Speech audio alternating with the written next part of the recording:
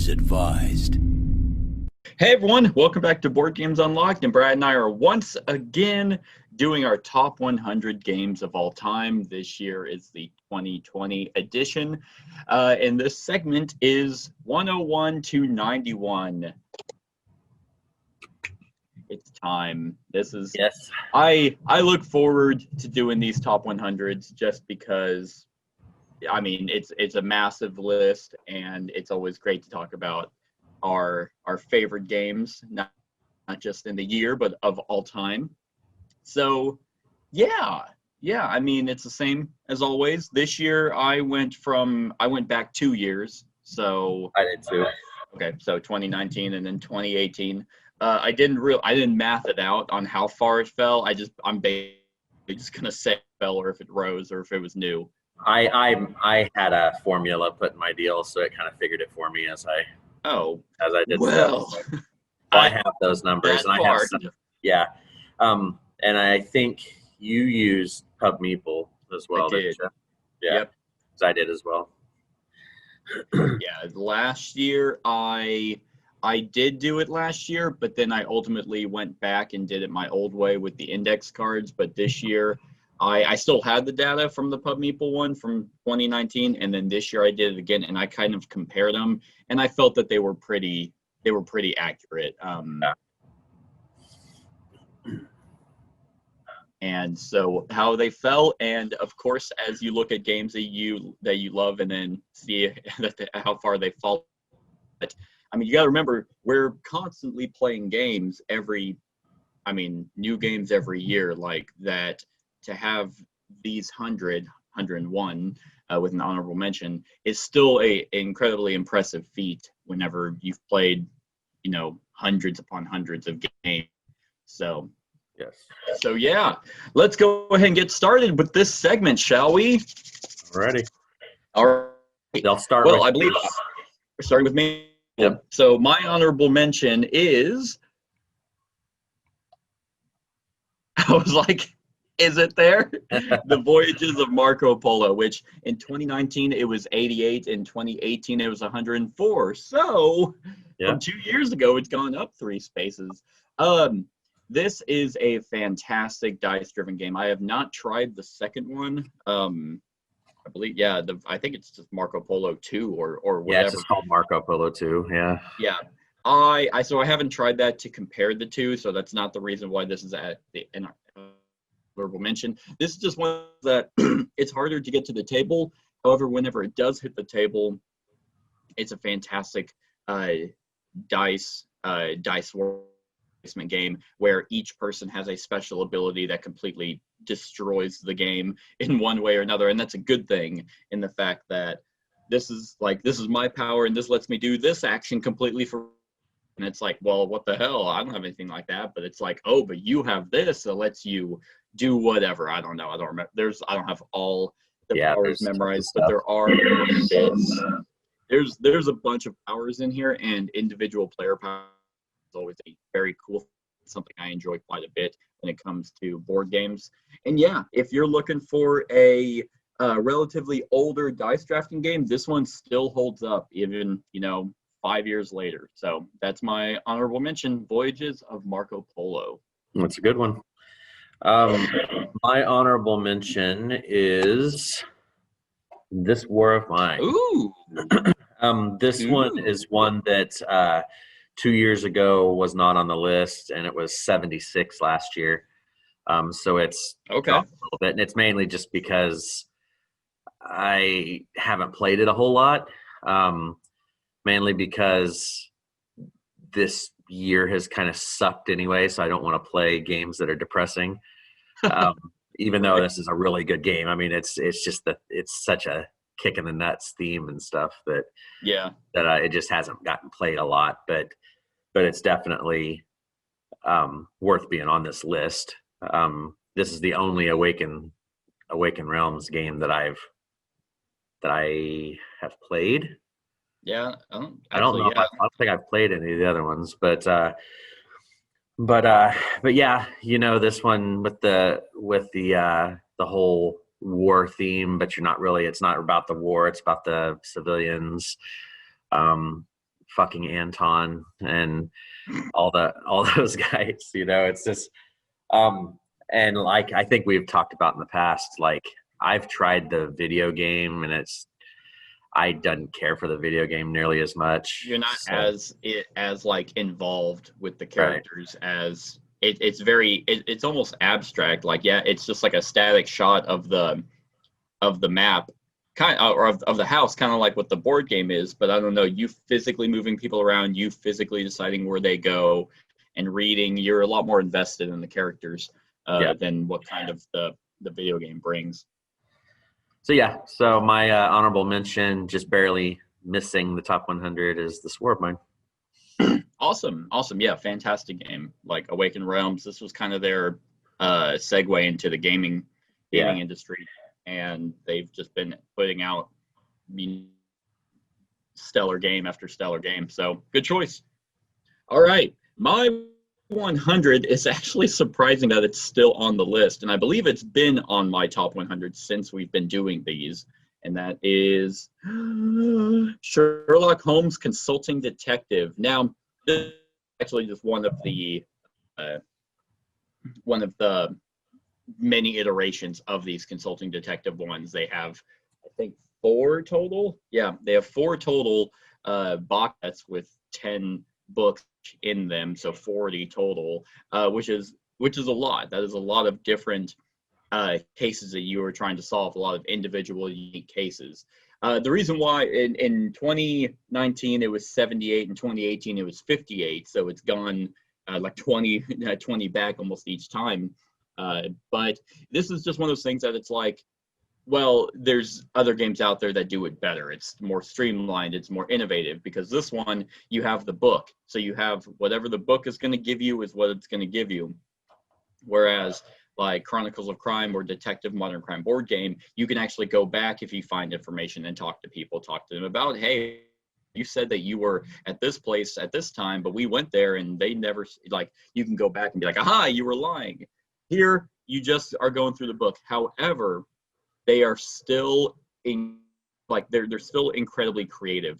I very much enjoy going through these. This one in particular, Jack the Ripper miniseries, which I enjoy the Jack the Ripper story. As a miniseries, it was okay, but yeah, all the different types of adventures, the fact that you're actually not on a time constraint, which is actually a positive. You don't have to.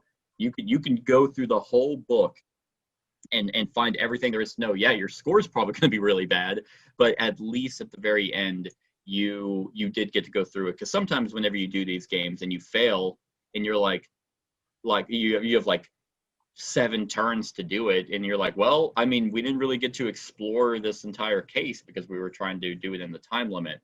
This one, you don't really have to do that. So I still highly recommend these. They are a lot of fun. But yeah, that's my 100, Sherlock Holmes Consulting Detective. Awesome. I've never played any of those. Like any of these? Any of those, yeah. Those. I haven't played any of the Sherlock Holmes stuff or anything. Yeah, I mean, they're hard because like you at the end, you basically, like, what's great is at the end Sherlock Holmes tells you the whole story of like the case. But it's like, man, we did this, we solved this in 10 total leads. That's pretty good. Oh, Sherlock did it in 2. All right, well, so we get negative, whatever, it's 8, negative 40 points. So you lose 5 points for each lead you go above his. And it's like, who thinks to go that way? Obviously, the creator. So yeah, still a lot of fun. All right, my 100 is one that's it has been gradually falling the last few years. It's still a great game. It's just I don't play it a whole lot anymore, and that's Downforce. Oh wow! 2 years ago it was 26. Then it was 68 last year, and 100 this year. So it's you not just that had the expansion on. Right, wow. And I haven't played like this list was made before I had that expansion too. So I mean, I don't know if that would have messed with it at all. But it's one of those things. Like it's a solid game. It's a good game. There's 6 tracks, so it's like after you've played it a lot, it kind of starts feeling like it needs more expansions and stuff like that. So it's still good and all. It's a good, I guess, kind of filler kind of thing because it doesn't take very long. But there's just other stuff that kind of has pushed new stuff has pushed it back, and that's right. kind of where we're at right now. That's kind of the overall theme. Whenever we talk about a game jumps from 20 to, I mean, it was 20 in 2018. Is that what it was? It was 26, and then it went to 68 in 2018. I mean, that's in 2 years for, 80 games like to potentially come in. That sounds like a lot of games, but I mean, we just went over our top anticipated games of 2021, and I had 60 by myself. Right. So it's like there's a shit ton of games that come out. So it's like, yeah, I mean, I'm not the biggest fan of Downforce. I thought it was okay. But for it to drop that much, it's just like, no, that doesn't mean it's a shitty game. Right. I mean, to me it is. To me, but I mean. Well, I just think it's just interesting because it's not a typical racing game because your placement really doesn't affect it's whoever has the most money at the end. So it kind of is a unique racing game in that. So that's what I think kind of puts it up a little bit higher than other racing games. But sure, it's just not it got beat out by 99 other things. Right. All right. My number 99 is actually new to the list. I thought it was on last year, but I don't think, maybe I just didn't like it as much, and it's grown on me since then, and that is Empires of the North. Now, here's the thing. This, I want to say moniker, but I don't think that's the right word. The Imperial Settlers title is complete corporate bullshit. Like, the fact that they put that in ensured that this game would sell, because if you were a fan of Imperial Settlers, you were going to buy this, even if you knew nothing about it. However, it and we played this at the time. I think we also played Imperial Settlers. And I was like, man, I don't know how I feel about Empires of the North. It seems very simple, and there's not much to it. However, Portal Games did support it with a lot of different factions. All the factions are unique. I will say both of these do warrant a spot on my shelf. I actually have come around quite a bit on this one. Like the different innovative decks that have been coming out, how they all play completely different, that your deck is going to do something special versus someone else's deck. And that whenever you on your turn, you actually get to do certain actions. Like you actually can go out and harvest and hold on and retain resources from round to round versus Imperial Settlers, which was like, oh, okay, for some reason we lose everything from turn to turn, but we also have an influx of production. The main actions are completely different from both of the games. So out of all of these, I did actually end up coming around to Empires of the North. Obviously, it is at 99, so I don't like it quite as much as the regular Imperial Settlers. However, this still does warrant a spot because I think this also might have a little bit of a easier barrier to entry. Like, yeah, I could teach this one easier than I can probably teach Imperial Settlers. Probably, yeah. And because in this one you have like a difficulty setting of all the different factions, and I will say some of them are like, well, this one's high difficulty, but I don't find it to be high difficulty, but that's just, it could be easier to my play style. So I do like this game quite a bit. So that is my number 99, Empires of the North. And I like how they handle the solo aspect of this one better than Imperial Settlers, because Imperial Settlers is just a point, you're trying to outdo point-wise against barbarians and stuff. This one, they've come out with those boxes that have the solo aspects to them with those decks that you can use and stuff in their own little scenarios. So it's kind of neat how they handle that. Yeah, they did the different solo scenarios, which I do like. I think those are a lot of fun, and that gives you a little bit more replayability with this game as well. Right. Yeah. Okay. So my number 99 is one that's been on my list, I think, since we've started this. It's fallen a little bit just because it hasn't gotten played as much. and it is Thebes: The Tomb Raiders. Okay. This is the card game version of Thebes, more or less. In the big version of Thebes, you're drawing stuff out of a bag, and there's like dirt tiles and then treasures and stuff. This one is a card game version where you are drafting cards, not drafting. You're drafting cards. They're face down. There's like different cultures, like Mesopotamia and all these different things, and you are pulling cards off, and some of them are dirt, some of them are jewels. You're doing set collection. You're doing action selection. The cool thing about this game though is this was one of the first games I played that had the turn order went by your marker around the score track.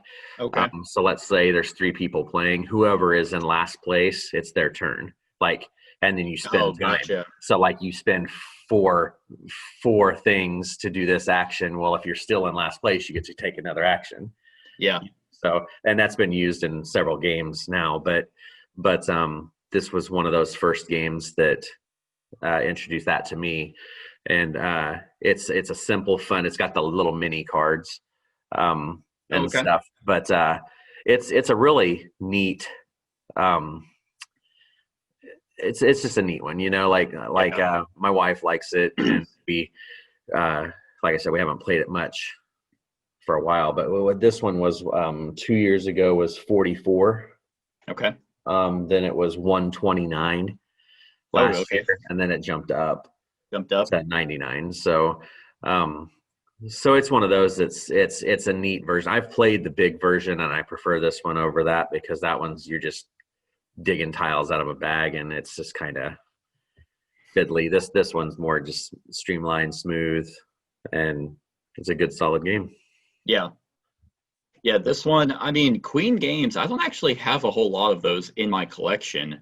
I don't know what it is about them. They just always look incredibly dry, even if they're covered in theme. It's just like I don't know. They look cheap and they feel dry. So that doesn't mean they're not good games, but to me, I'd never want to just go out of my way and get a Queen game, Yeah, this one would be one worth trying, I think, because I think you might because it's not a long game. It's just it's kind of a neat little, just filler type game. Okay. All right, cool. My number 98 is a game that I don't know was going to be on your list. Probably not, because I don't think you've tried it recently, and that is Res Arcana, the newest Tom Lehman game by Sandcastle Games. This one just really, really surprised me, and is a game that I feel is one that can come to the table, because I'm all about I don't have a problem with filler games, or I don't have a problem with lighter, smaller games, as long as they give you something to think about.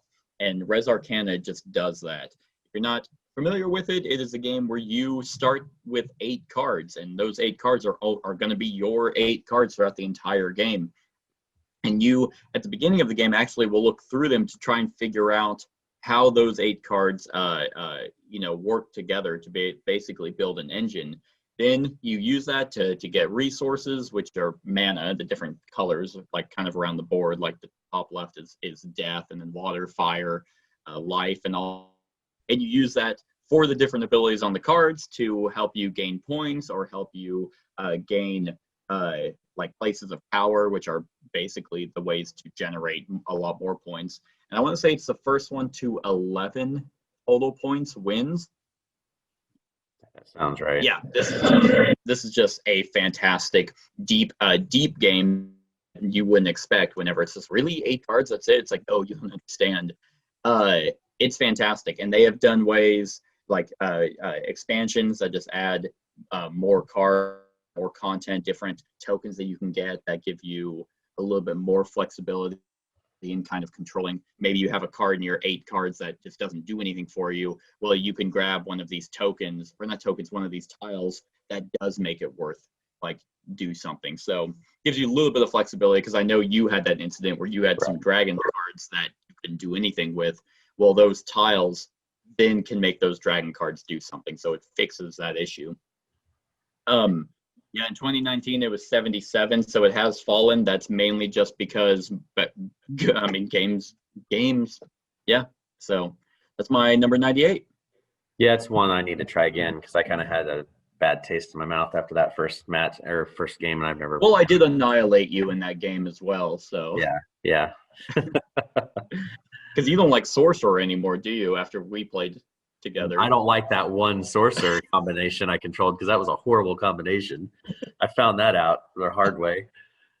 Man, that was a bad combination. That looked pretty rough, and mine was just god tier. Yeah. Well, I had two things that were slow. Like I had two. Like That's right. And it just didn't work. Anyway, that's another right. kind of time. But anyway, my number 98 is a game that you've played. I know you have, and you got tired of it. Yeah, wow, this is still on your list, huh? It still hangs. I mean, it's mainly because I don't know. I need to. there's that expansion that I want to try it with just to see what it does with as well. But it's just one of those games. It's simple mechanically, but it makes you think a little bit.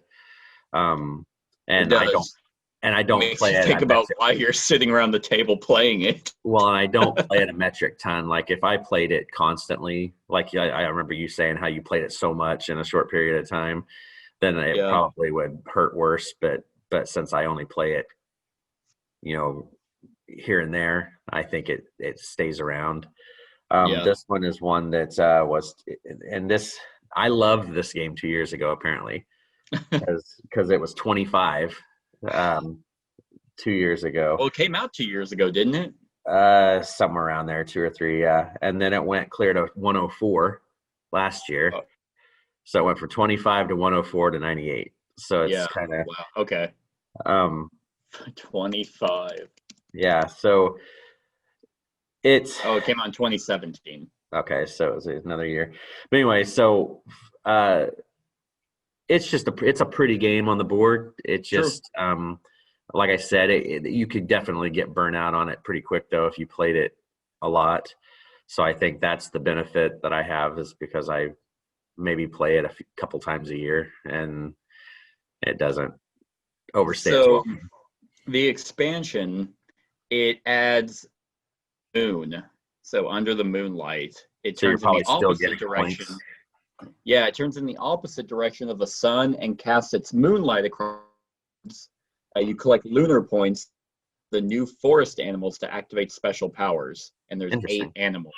So it makes it less cutthroat. It looks like it. The boar collects trees, the hedgehog plants seeds, the fox steals and moves seeds around, and the owl turns lunar points into sun points. So it actually sounds like it makes it a lot more thinky. Yeah. Because you're trying to utilize these animals to do different things. So that expansion sounds like it definitely gives that game some life. Because this game isn't bad. I'm right. Like a hard time because I played it 3 days. Like, oh boy, trees. For me, it just offered nothing after that stint in playing it every day. But if people, I think it's a unique theme. I think it worked out really well, and it looks gorgeous on the board. Yeah. Yep.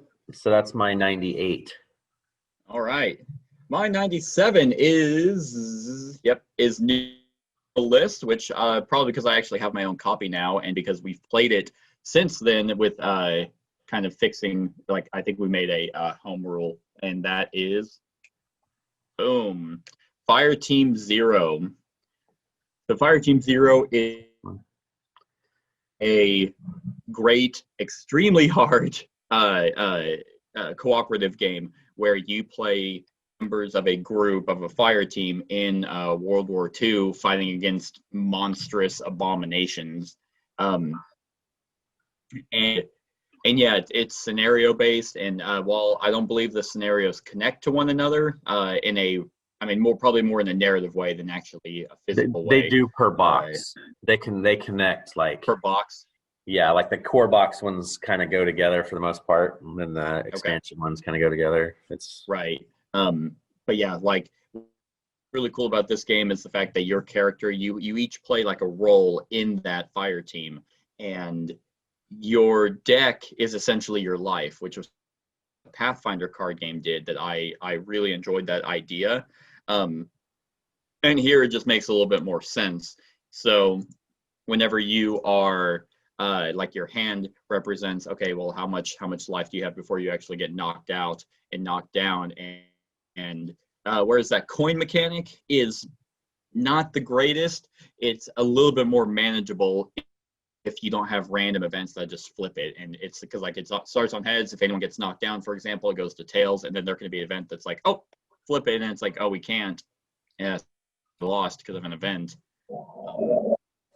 So that's just, I mean, you can just easily hit that and be perfectly fine.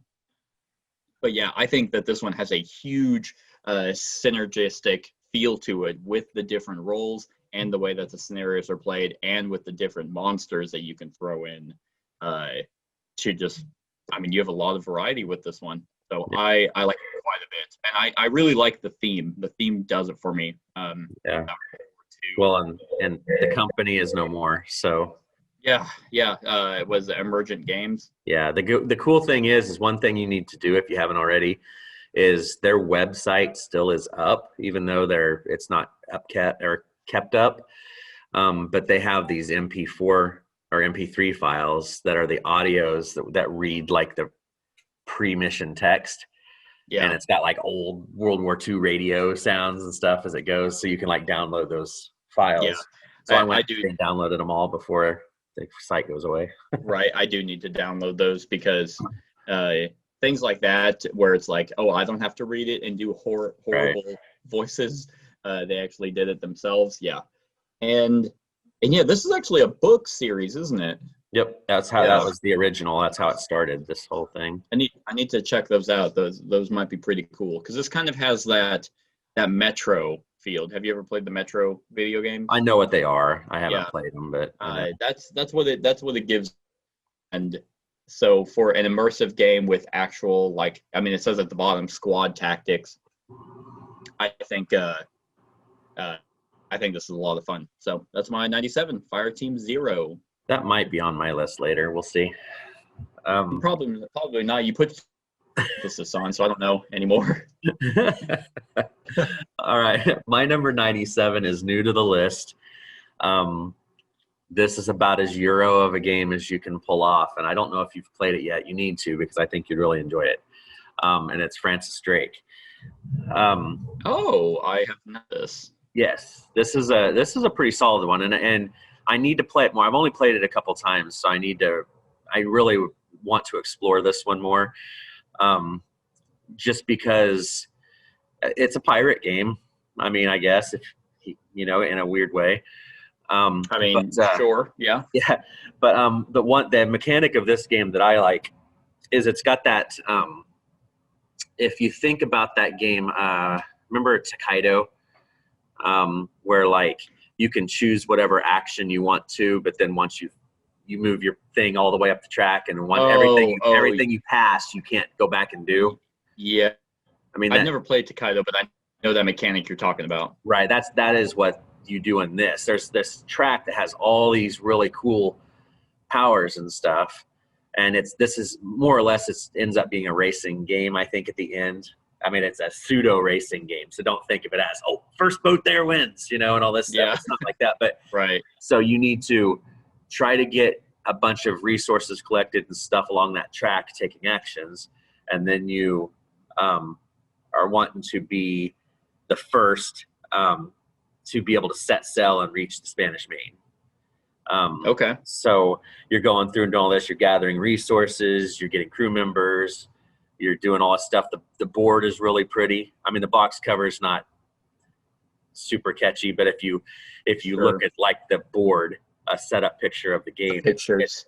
Right now it looks like old school, like the old style maps. But to me, as dry as it kind of looks, and in a way it looks like the old Euro, it's pretty thematic. Like this is a pretty thematic Euro, and it was one I kept hearing good things about stuff, and I got it on a good deal, and it actually is a pretty solid Euro game. So I would highly. You want to know why?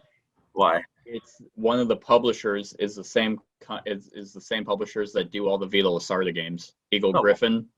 Yeah. They had a hand in it. I think it's mainly the Eagle Griffin version. It's not the one that's on. Oh, it is? Okay. So Eagle Griffin took it over? Yeah. Okay. I think they're the ones that bought it over. Over. Gotcha. Dang, yeah, this came out in 2013. Yeah, I know, and I just got it this year, and it's like, wow. And it holds up. I mean, it's a pretty solid game. I think you'd enjoy it. I mean, a lot of people are saying it's best with 5. That's insane. Oh my God, I don't know if I played it with 3, and it was pretty sweet. It was pretty good. Yeah. Yeah. Wow. Like 41% say it's recommended with 30. 55 say not recommended with 3. But and these actually matter because there's, I mean, a total of how many rankings total? Well, 93. So who gives a shit what people say? Yeah, but this would be one we ought to try sometime, just because it's a good one, and you can find it. The board kind of reminds me of Maracaibo, the new Alexander Pfister game. Yeah. And so just kind of that sailing around in different sections. But yeah, I definitely give this one a shot. Alrighty. All right. My number 96 is new to the list and will very much be higher on yours without a doubt. And that is Hostage Negotiator. Now this is also including careers and everything for it, because I have everything for it. This is one of those games that when I was first into the hobby, I was like, yeah, no, I remember seeing the base gameplay, and I was like, yep, that does not look fun. I am not going to get that. And then here we are years later talking about how it's, in my top 100. Yeah, this one is a fantastic solo-only game and a completely innovative theme that has that kind of enriching kind of experience whenever you're playing it. You can really role play depending on who the abductor is, as well as the negotiator. A lot of them, I mean, each of the abductors are radically different, coming from a social media pop star to your regular, I just want to fucking kill people because I'm insane. And then to top it all off, you have the campaign career aspect, where you go from years 0, whenever you graduate from the academy, all the way to and you can play those 10 games in 2 hours. And you're not even, what's great is that each year you might not even have a situation. It could all just be more life or your actual career, and you can kind of role play that as well. So I'm extremely how this goes. And yeah, it's a little swingy with the dice. I mean, they do have some mitigation, which is better than none. But that is kind of meant to represent, I think, their the instability of the abductor. Still, I always hold to the fact that, theme doesn't always make good game mechanics. However, this one is not as bad as I've seen it in some other games, where it's like, but that's thematic, like Zombie Side. It's thematic that you could, and it's like, yeah, but it's not thematic that I would aim for them first, Right. Well, so I think the big thing with this game is each game is short. So like if you do get screwed over, you just reset the cards back out, go. Yeah, that's true. It's just like, because every game is going to be different depending on cards and what you put in the threat deck and all that different stuff. So yeah, I forgot about the threat deck. Yeah, because that's basically how he can react. Like, he can go in mode from being like completely susceptible to what you might say, so you can heal, like, oh yeah, release a few people. Others you can piss him off and he just starts gunning them down, and you're like Okay, at least send out the children. Nope. Oh, no. Okay, I guess you're. Oh, okay, you're not doing that either. I quit my job. You just hand the badge to the intern. Yeah. You're the negotiator now. So this one is extremely, extremely good. And of course, I mean, we talked about Final Girl kind of being the Yes. same mechanics but different theme. Yeah, I'm excited for that as well. So my number 96, Hostage Negotiator. All right. My number It's 96. actually probably the only solo only game I own. I'm pretty sure I don't know any other game that's solo only. Yeah. I mean, I can't think of any just by like trying to think of your shelves and stuff, but Yeah. But yeah. All right. So my number 96 is a game that's been out for several years. It's a family weight tower defense game. It's kind of bounced around on my lists throughout the years. 2 years ago, it was 94. Then it dropped to 135, and now it's 96. So it's kind of settling in, and it's Castle Panic. This is just a super chill co-op experience. You know, I mean, it's fun to just throw it out solo. You can play it with family, whatever. It's not super. The base game itself is simple, but when you throw in like the Wizard's Tower and those other expansions, it gets very, very difficult. The thing with this is it's kind of like a circular board, and all the bad guys that are coming out start out at the forest, and they're like triangular shaped tiles that you draw out of the bag, and you'll put them out in these zones, and then each turn they move more towards the center, and then in the center of the board you have your castle, which is these little you actually build up a castle with little chits and stuff, and then they come and they knock out a tower or knock out a wall and everything, and you're just trying to defeat all the bad guys in the bag before they destroy all your castle. And it's a card game for the players, because they are using cards and they play cards to attack and damage or kill things. Or there's event cards that may be like you can rebuild walls with mortar and stone or more whatever. And you can trade cards to make like a power play for somebody that'll play in this zone, you know, and just different stuff. It's a puzzly tower defense game. It's not it's very mechanically very simple, but it is challenging because there's just shit coming at you constantly. And it's definitely worth having, you know, just because it takes like 30-40 minutes to play the entire game, and it's, you know, pretty good one. Yeah, the artwork always made it seem like this was geared towards kids, you know? Yeah, I mean, it definitely simple enough for kids to grasp, but it's challenging enough for adults. Like I still have a blast playing it. I'll throw this on the table and play it solo. Oh, okay. Just because it's challenging enough, you know, and it's just a fun, simple kind of game, you know? Okay. And they just kickstarted a super, I didn't back it or anything, but they did a super version with like miniatures and all this stuff. And I'm just like, no, it's that it doesn't need miniatures. The little tiles are just fine. Yeah, I could see minis would make this game probably too fiddly. Well, not just that, it's like that just changes the style of game at that point. Like right now you're just pulling stuff out of a bag, and it's supposed to be a 30-minute simple toss the tiles, play cards, go. And when you start throwing minis, and it turns it into like zombie side, and there's miniatures everywhere, and it's just convoluted. Gotcha. But yep. Anyway, that's my 96 Castle Panic. All right. My number 95 is similar to Castle Panic in the sense that someone is basically defending the tower, and the other person is the never-ending horde, and that is Stronghold 2nd Edition. This one on my list probably since the beginning, but it's slowly falling because this one is so hard to get to the table. In 2019, it was number 39, and in 2018, it was 56. So 2 years ago, it was lower, and so last year was actually probably because I had actually played it around the time that we were doing this list.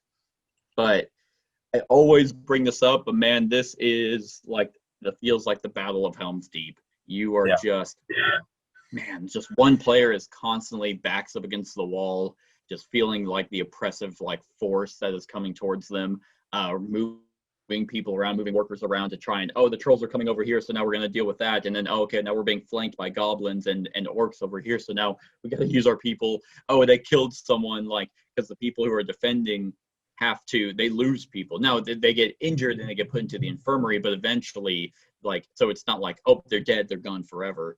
But eventually that will happen to where, like, I think the people in the stronghold have like 30 something workers, and eventually they will not have 30 workers, but the enemy has just, I mean, they're drawing from a bag and they're constantly, I mean, they don't have an end, they don't have like a limit. But it is probably one of the only, not only, but one of the 1v1 games that is extremely balanced. Yeah, one person is feeling a little bit more stressed, I think, than the other, but I think that's just more apparent based off the game, whereas the person attacking is feeling stressed because they don't feel like they're attacking hard enough. Because, yeah, it's just, it's insane. Both sides have different ways to screw over the other people with sabotage and like would you like cauldrons that get poured over, Right. setting up traps. And a mechanic that I've always enjoyed in this game is that the more that the enemy does, like if I want to use all these spells and activate all these people and move all these people, that's giving the defensive player time tokens. That gives them a lot more to do.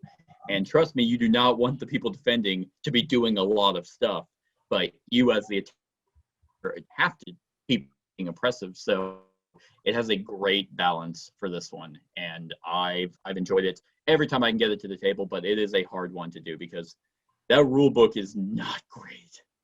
I mean, it's Portal, and they're well known for bad rule books. But I played the first edition one time. Okay. And everything was just fiddly as hell. Yeah. But I was also being taught it from somebody who it was both of our first time playing it, trying to go through the first edition. Yeah.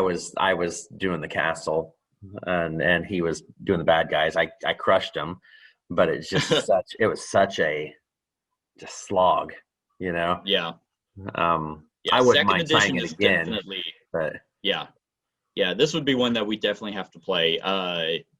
The second edition is definitely cleaner, but the rule book is still like kind of all over the place. Now, Portal has gotten a lot better with their rule books ever since Master of First Martians, where they just basically sold an unplayable game. Yeah. And yeah, that's not the case with this one, but it's not as clean as it could be. And there's probably an updated rule book online, if I had to guess. I hope there is. Yeah, that's my number 95, Stronghold Second Edition. All right, my number 95 is a great game that has fallen just because I haven't hit the table with it, you know. And there's a new edition coming out this year that I'm looking forward to trying out, and that is Kemet. Ooh, yeah, 95 on its way out. If you remember. This I think was a top 10 game, like one of the very first lists we made of our top 100s, because this is like our fifth one, I think, fourth or fifth. I think this is our is this our fifth one? It might be our fifth. I think so. I think we started them in 2016. Yeah, I'll do some research while you talk about how this game is bad. But this was a top 10 game back in that one. Back when I was playing it a lot. Yeah. Right now, but it has 2 years ago it was 36, then it was 56 last year, now it's 95. Okay. Again, not hitting the table. I'm waiting to see what the second edition looks like when it comes out, see if it makes it a little more appealing for people to get it to the table with me, you know, because it's kind of hard to play right now.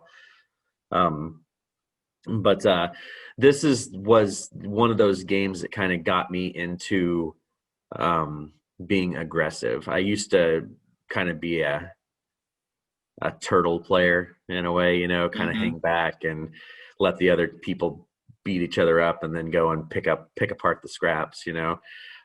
This game you can't do that. This game you're just balls to the wall. As soon as the game begins, you've got to be going and attacking and pushing your advantage and stuff like that. So, and the other aspect of this game that I really enjoyed was the pyramid power that lets you buy particular tiles from that particular color and stuff. So I have the expansions for it, except for the set expansion.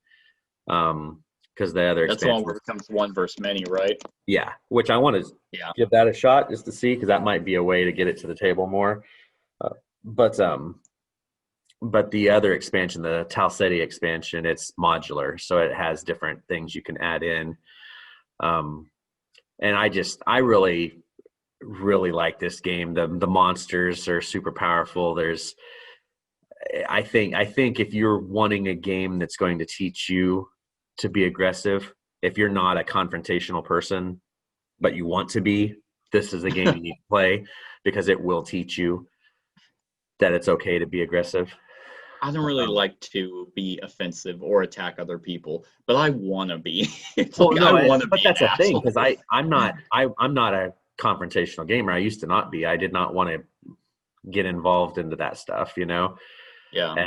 And the games like this is what got me to where I just like, fuck it, I'm going for you, and yeah, that was how it goes. But anyway, so this one's slipping. The second edition, who knows? It may make it where it bounces back up, but as of right now, it's fallen down.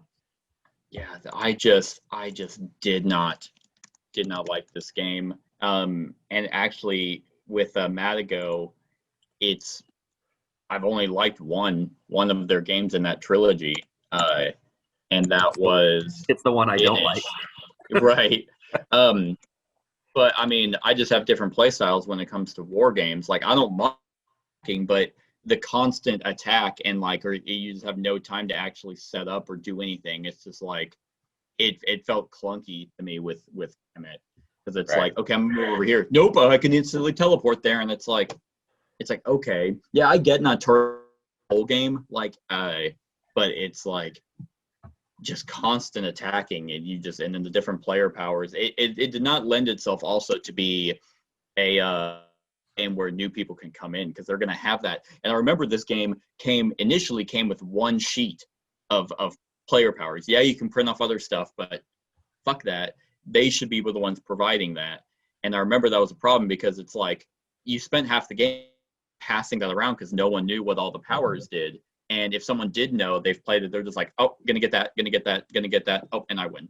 Yeah, that was one of the first things I did when I bought it, was print off player rates for everybody. I mean, I have the mentality of I don't pay for the game to also include what should come in the game. So yeah, this one just doesn't do it for me. Neither does Cyclades. So they are poop games. All right, time to talk about a good game at 90. Oh, and for the record, I could only find on my channel since 2017, so this might be our fourth one. Okay. But I remember we did a top 10 with all those guys that time. With all the guys, and that might have been where we started. Then we had enough to do. I mean, each year, I've had the first year in 2017, I had 130 games that I considered, because and then the next year I 157, and then now I'm at 250 that I consider. These aren't even all the games that potentially, these are just ones that I'm like, hey, they might make it. Right. It just gets even more crazy. Where am I at? There we go. All right, my next one, my 94, is new to the list, and this sparked a series of a designer that I very much enjoy and respect his games now, and that is Blackout Hong Kong. This is an Alexander Pfister game, so his games are now just something. He's a designer that I look for in games that I really want to get a hold of whenever he does it. The new one, I think, is Cloud Age, which is by him. And I'm like, oh shit, I need to try that one. But Blackout Hong Kong has a really innovative design, or not design, theme, where Hong Kong basically the power got wiped, and you're trying to assemble a of like a crew to be able to effectively basically restore power and restore order to different sections of the board. This one does a great job in basically the management of those people who have special abilities, and then kind of a almost not really a push your luck aspect, but kind of it is kind of that, because you can effectively try and control certain regions at the cost of someone getting injured. And if people are injured, you can't use them anymore. Right. Try and get healers or medics to actually bring those cards back. This one off the table doesn't even look that good. It's very abstract looking, but the actual depth of the game is something that just sings to me. Like with the player board, it basically tracks everything that you're supposed to do, like from top to bottom, and it's like you have different ways to be able to get resources and then move around the board to get to other areas. You have overall game objectives that you're trying to complete, and that'll net you more points at the end of the game. It also does have a campaign to it. I think it's like a 4-game campaign, which is just odd. I haven't tried it, but that just sounds odd. But I think that was him kind of testing the waters, because Maracaibo actually does have a fleshed out campaign. And this one is also easier to teach. Like from going from Great Western Trail, this one is, light years easier to get people into the game. And I really enjoy it. And funny enough, the only game that I don't own by him is actually Isle of Skye, which might have been his first game, at least the one that I'm aware of. And then, I guess I forgot that he had made that game. Yep. He made Isle of Skye. I've actually just played Isle of Skye recently. I love that game. All of his games are great, and this one is just so good. And if you want a game, if you're looking for a game that is Euro and is not heavy, like extremely heavy, like a Vita Lasarda game, you can definitely go to Alexander Pfister, because he does those medium weight style Euro games that are thematic. Every action you're doing does have theme to it and will affect other things, but it's not as intricate like a Vita Lasarda game. So definitely check out Blackout Hong Kong. It is a great game. So that's number 4. That'll work. My number 94 was not on the list 2 years ago and was 66 last year. The only reason it's fallen off is just because it hasn't gotten played, and I can't explain why. That's the Red Dragon Inn Battle for Greyport. This is the deck builder, right? Yes, and it's okay. I don't know why it fell. I don't know. When you use that Pub Meeple thing, and you sit there and you compare two things. It's just like, this is more of a classic deck builder, so it doesn't have the unique anything unique with the deck building mechanic, right? Other than you have an oversized character card that you get to use as part of your hand. So you'll choose a character, and this is a campaign, or like a scenario driven deck builder. You pick one of the classic characters from Red Dragon Inn. I mean, this is a fraction in this game of the Red Dragon Inn characters, because there's that's the competitive drinking game. So, and I haven't ever played that one, but the cool thing about this is it came with the Chrono Mage or whatever. But it came with the Red Dragon Inn, all the components to make him playable in Red Dragon Inn. So I gave that stuff to Robert because he has everything. But this is pretty neat, because you run through a story. You're protecting this town. There's bad guys popping up all over the place. You can power up your characters, get weapons and spells and stuff like that. There's an expansion for it that brings in the pirate aspect of Greyport. And stuff like that, but it's just like it's a deck builder. There's not, and I think that's why it slid a little bit, because in order to really start pushing now with all these games that are coming out, there has to be something unique with your deck builders. This one is fun, and it's definitely worth playing. It plays well solo. You can play whatever you need to with it, but it's just, it just doesn't stand out as much as it could. But Sure. it's still a blast though. I mean, the games are quick, and if you're just in the mood for just a classic style deck builder, just go for it and pick a character and go. I mean, it's with the Red Dragon Inn, the interesting thing about that game is that there are so many different characters that all have special abilities, like their own unique deck. And it's like a beer and pretzels game, because whenever I say drinking game, it's not a physical literal drinking game, but your characters are in the inn and they're drinking and they're playing a game. With this one, I'm assuming you say standard deck builder, so everyone starts with the same deck. No, that you'll start out with the characters have there's two different kinds of cards your deck will start in. Depending on the character you pick will determine whether there's more physical attack or more like magic attack, depending on your character. So the numbers of cards on that deck are different. Plus, you have that one oversized character card that has a special ability on it that makes your character's deck a little different. So there's the uniqueness to it. So it is. It's just when you sit there and you compare it to some of the other stuff, it's just kind of it's a good solid deck builder. Gotcha. That's why it fell in at 94. All right. My number 93 is, you can go ahead. I don't have a lead up. Is The Captain is Dead. And this is the first game in the series, and I've actually sold the other two since then, because Lockdown and Dangerous Planet, they just don't do it. They don't capture the same atmosphere that this one does. They were different in and of themselves. They did kind of that cool connection between them, but I just think this one is the best one.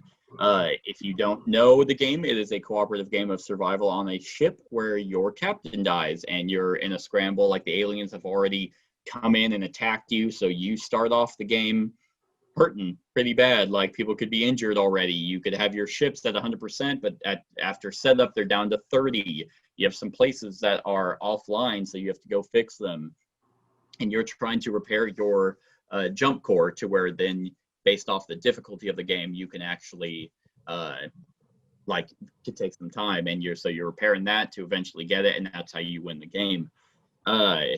This is a very thematic and fun game where each person plays a unique role that has special player powers, and the fact that each player gets to work together and like you would on a spaceship, where it's like, okay, well, this person is our soldier, so he can kill the aliens a lot quicker. This one's the admiral, so he can draw battle plans, which give us one-time special abilities. It's so fun. I think this one is a extremely difficult game, where, I mean, even on playing on normal or hard, it's pretty challenging, because you can get hosed based off randomness of the game. I've played this game one time. We played it, and I think we started it either on normal or easy, and we were we were getting crushed so bad that we dropped the difficulty meter down about as low as you can go. It's like, all right, I think we wanted to do hard. And I'm like, yeah, we'll be fine. And then we're getting demolished. And I'm like, oh, hey, look at that. We're on easy. Wow. It's like a video game where we paused it and changed the difficulty. Yeah, it was brutal. Last year was 71, and in 2018 it was 87. So it's actually been kind of fluctuating up in that upper echelon of the top 100. But this one is just so good. When I was to sell recently, I was like, I don't like Lockdown, and I don't like Dangerous Planet. But the first one is still really good, and I played this again Yeah. quite recently, so I enjoy it. I enjoy it quite a bit.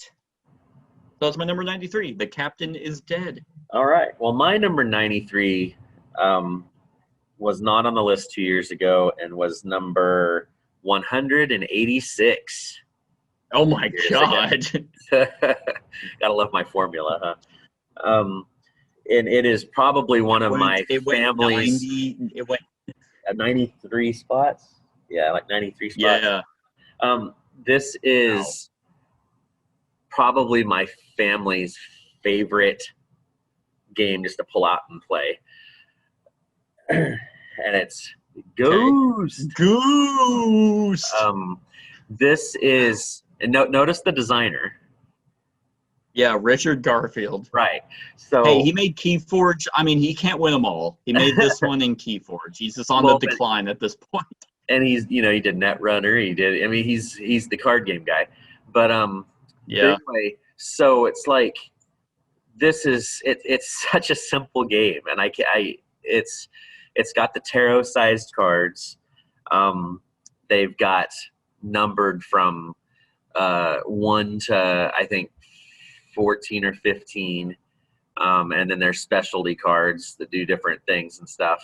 And pretty much at the beginning of the game, everybody gets a hand of cards, and then they get a face down stack of cards depending on the number of players it sets, and that's kind of their haunted house or their graveyard. Right. It's their graveyard, I think. But anyway, and what you're doing is you're playing a card out, and you have to play a higher card than the next person in front of you. Except there are some specialty cards, like if the red cards come out, then nothing can play on the red cards. So if you can't play a card, then everything that's in that the middle has to come to you. So like you're gonna have could have a whole damn hand of cards. What's up? So Uno, almost. Well, not really. I think because of the event stuff, it changes up because there's these one cards called Skeletum, I think, that if you play it, then it clears out that deck. So all those cards get discarded. So then you're starting, and you're trying to be the last person, because once you get rid of the cards in your hand, then you start drawing out of your little graveyard. And then once you've emptied out your graveyard and play the last card and you have no cards at all, then you win. Gotcha. Okay. It's super simple. It's a kind of a trick taking, push your luck kind of thing.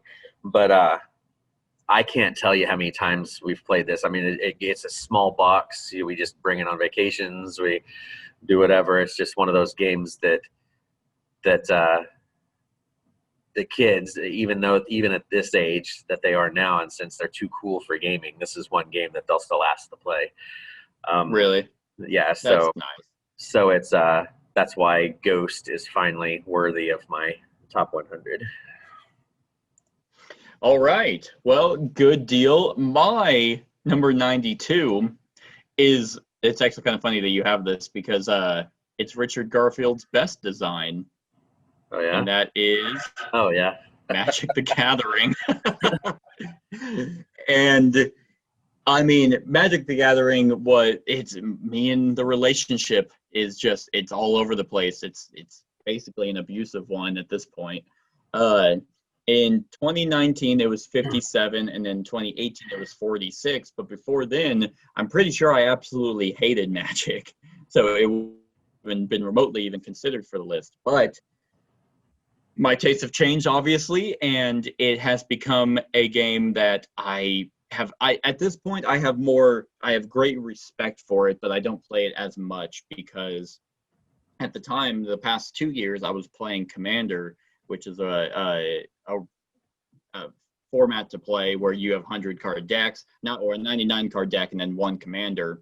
And I mean, that's still my favorite way to play because you can make so many awesome decks that way, where everyone that's playing gets big swingy turns versus just the meta, where it's like, oh, okay, the meta's now this deck, and I'm gonna spend $800 to perfect this so I can win in turn 2, and it's like, but why? You don't really get to use your deck. That's not, well, I guess you do get to use it, but I don't know. I think Commander it's a lot more slow. It's kind of like the idea of Star Wars Armada, big powerful ships doing like huge haymakers and versus the smaller ships in X-wing where you're just doing a lot of dogfights. Commander feels that way. But I very much respect this a lot more now, and it's only because I don't play it. Like I don't want to put any more money into it. It's just you. It never ends. Like eventually, the most expensive board game. Eventually, you will stop spending money on it. Magic: The Gathering is still going for 27 years, and there's like you will always have to kind of chase that meta, and I don't want to do that. So I still have a few decks that are my favorite to play in Commander, but I don't seek it out anymore. However, I do think that this is a revolutionary game and is still going strong. So that's my number 92. Magic the Gathering. I like the game. I haven't wanted to dip my toes in it because I would start spending way too much money, and that's so I kind of stay away from it. Exactly. It's a slippery slope if you get into it, and I did pretty heavily, and like I essentially had like a revelation where I was like, whenever I was looking up cards, I'm like I was trying to build a new deck. I had like seven Commander decks, and I was constantly spending money, and I was looking through I think it was TCG Player and stuff like that, and I'm like, wait a minute, this is what I'm all gonna be doing. And I don't want to do that. So essentially I sold some of the cards and solidified like 2 or 3 of the decks. Like whenever I was really into it, I had about 3 decks that were really good and sold them to a friend who continues to play Magic. I mean, it's his favorite game of all time. And he actually kind of honed it in a little bit more. To where it's even more disgusting. But yeah, like this was fun. I mean, there's nothing wrong with going out and finding and buying the year Commander packs because they release like 4 of them a year. You just go buy those, and the ones that I actually did a run through for on the channel for the new 4, and they were pretty solid. Now, of course, we ended up taking those decks and making them ourselves, and mine still ended up being the best. So no bragging there, but anyway. I'm God tier at Magic. That's not true. I get wrecked by anyone who plays it professionally. But yeah, but I also don't have sponsorships and a shit ton of money to throw into a deck so I can win. So yeah, that's my number 92, Magic: The Gathering. All right. It will probably be off the list next year if I don't touch it. And I haven't touched it in a while, but still, the times I did have were a lot of fun. Yeah, I've never physically played Magic, like a deck or anything. I've played like video game versions of it, and stuff. So I gotcha. Yeah. But that's all I've ever touched.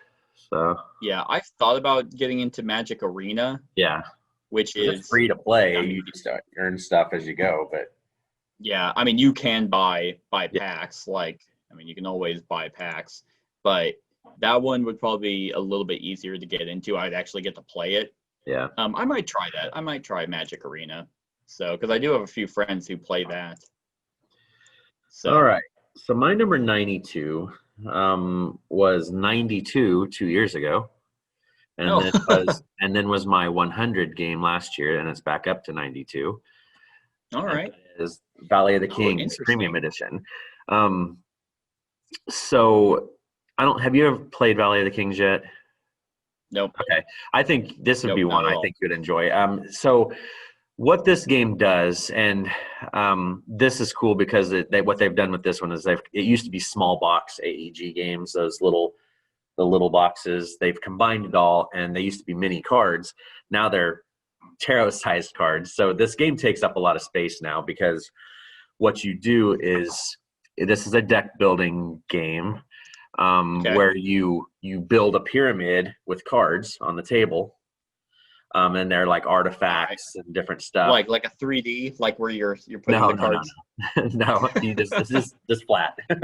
But what happens is when it's your turn, you have to draft a card from the bottom row of the pyramid, and then what happens is let's say you take this canopic jar from the bottom right, you take it into your deal. Well, then the pyramid collapses. There's a way that the pyramid, so all the cards filter down to the All right. bottom row again. So, and then you get to, then the next person drafts and the pyramid breaks down a little bit more, and you keep going that way. Okay. And it goes through different rounds. So then you rebuild the pyramid later, but you get to see all the cards. That's the difference between it. And don't think like Seven Wonders Duel, where you have the stuff like all the cards you get to see them. It's just so kind of what's going to be falling and stuff. Okay. So what you're doing in this though is you're set collecting. This has that one unique mechanic though that I know you like from like Elysium, where the cards have powers and abilities and stuff, but there's this tipping point in the game where you need to decide, okay, I'm going to start putting these deals into my tomb. And then they so you don't have the powers anymore or anything, but then they become points for the end of the game. They become I do like that. Right. So this has that, and with it having all the expansions into one box and you play them in that way and everything, it's just there's so many cards, and it turns into a really cool deck building game because you just have, I don't know, they've created so many things, different types of cards and abilities and stuff that it plays out really, really cool. Well, I mean, it's AEG, so I mean, did you expect them to not have a bunch of cards? Right. Do they make games that aren't? Oh yeah, Captain is Dead is one of them. I was like, wait a minute, all their games are card games. Yeah, they almost are. This is one that I would highly recommend playing if you haven't, just because it's huh? Can you still get it? Yeah. Or is it like I think you could find it. I don't think it's like, I don't know if you could like get it at Miniature Market or whatever, but I don't think people are selling it crazy amounts either. If it is, I got mine for like $40, I think. It wasn't okay. But and the premium edition has everything for it. Yeah, every single card that's ever come out for Valley of the Kings is in that box, and stuff. So it's a really neat setup. I think you'd really like it. Okay. I will have to check it out because that sounds something that would be up my alley. Plus the art's really cool. All right.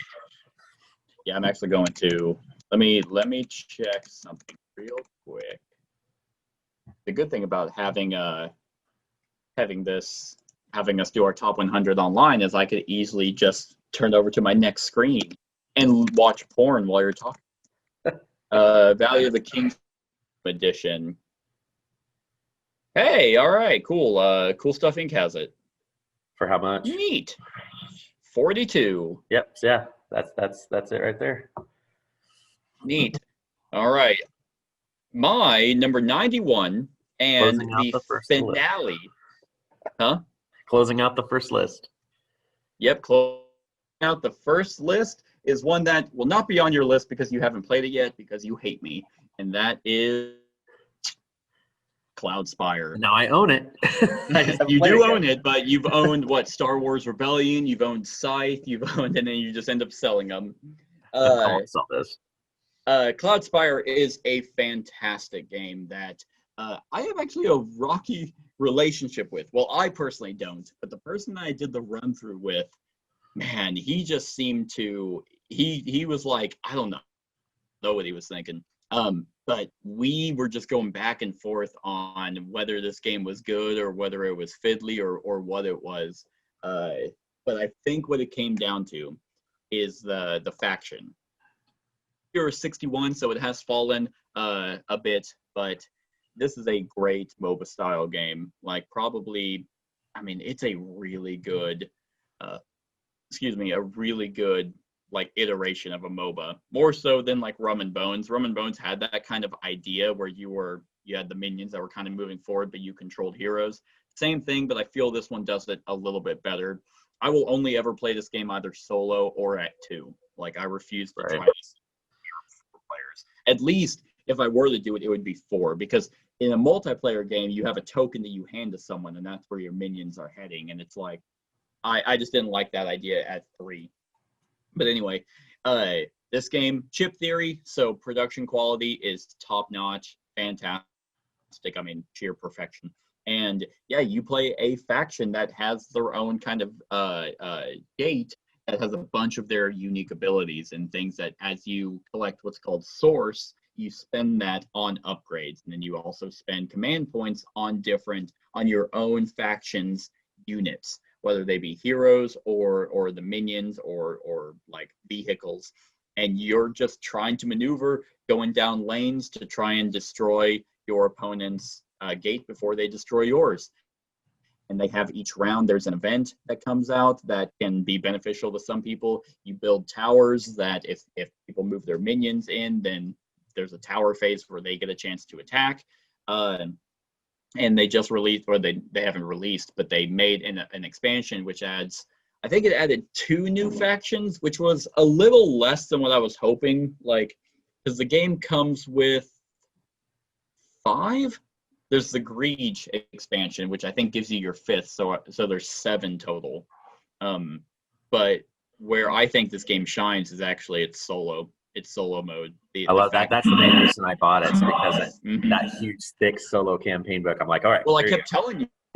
Yeah, the solo campaign is you pick a faction and then you go through like their story, and then you pick another one. You go through that faction's story, and it's different scenarios. And I believe you actually, if I'm not mistaken, I think it's Legacy-esque, to where, like, I think how well you do might affect other games, and maybe the setup or something. Right. But they put a lot into that solo mode. So this is a really good one. I haven't tried Too Many Bones yet, so as of right now, this is the only chip theory game that I do have.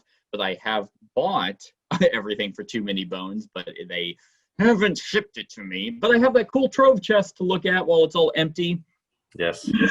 So that is my 91, and that is the last game for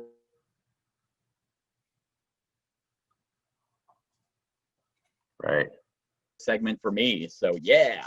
All right. So my number 91 to finish out this deal is one. It has been on my list, I think, almost every time we've done this. It was 61 2 years ago, 58 last year, went down to 91 this year, and that is Voluspa. This one is still a great little abstract tile laying game. Oh, look, it's Scott Kupatu. Scott Kupatu. Did you you've played this? I have played. Okay. This one is just it's a like I said, abstract. You know, you get a tray of tiles, and each tile has special scoring and placement restrictions, and you are just laying out the tiles, trying to gain points, trying to screw other people, and I think you can only go like 7 tiles in a row, up or down, and you're kind of building off of them and doing all kinds of different stuff. The expansions add a few cool little things. It's not a difficult game, but it's a strategic game in that you don't want to set somebody else up for a big play, and you have to really pay attention to what other people are doing. And I like that it's not overly complex. Like, there isn't that many tiles to try to remember what their powers are. So you don't necessarily have to have a player aid for anything. I mean, everybody knows the troll nothing can sit next to a troll except for another troll, or stuff like that. So it's just like pretty simple mechanics. It's just, it almost reminds me of a chess type game, like not I know it's not chess, but like you're strategically placing a thing and trying to think moves ahead and stuff like that and everything. So it was one of those that kind of was one of my early additions to my collection, and it's always been a favorite for sure. Well, I mean, so this is one of those games that has some thought behind it. Like a lot of tile layers, like it's like, okay, yeah, just kind of place it and I'll get points for it. But this, as the game goes on, becomes more and more thinky because yeah, you have that. It actually kind of has that same restriction as King or Queen Domino, where you have like you can only so wide and so tall, and Right. that you're like, okay, I'm gonna place this here. I'm gonna or even, I mean, even kind of thinking like Calico, where it's like I'm gonna place this here, I'll place this here, I'll place this here, and yay, this is fun. Then by the end of it, you're like, okay, need to I can't place anywhere. Like it gets really Yeah. thinky towards the end.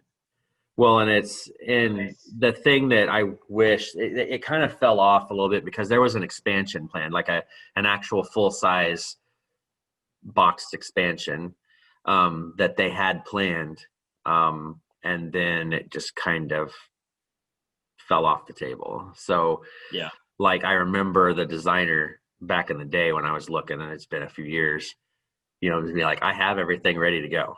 It's just nobody's picking it up to make it. And I'm just like, come on, you know, it's like, it's just like a stack of tiles. Come on, you know? Yeah. But Yeah, and that always hurts. So I don't know. Maybe kinda like maybe the whole reach out to Elysium Scott. thing Scott, again. I know. Yeah, maybe just reach out to Scott Caputo. Caputo. Yeah, reach out to him Yeah. and be like, hey, what's up? You can make them print Release the play. expansion. Make more shit. But yeah, anyway, So- that's my 91's Veluspa. Awesome. And that was that segment, everyone. Here we go, up 100. More great games to come. So next segment will be 90 through 81, and we will continue going. So let us know what you think of these games in the comments below. Other than that, like, comment, share, and subscribe, and have a wonderful whatever time of day it is for you. Hey everyone, thank you for watching, and I really hope that you enjoyed the video. If you would like to see more of my content, go ahead and click that subscribe button and the bell to be notified whenever I upload any new content. If you feel like supporting the channel, you can go ahead and click that Patreon link to be taken to my Patreon, and any help is truly appreciated. Other than that, stick around for any other run-throughs or reviews or cool top 10s or whatever I feel like putting on. Other than that, like, comment, share, and subscribe, and have a wonderful whatever time of day it is for you.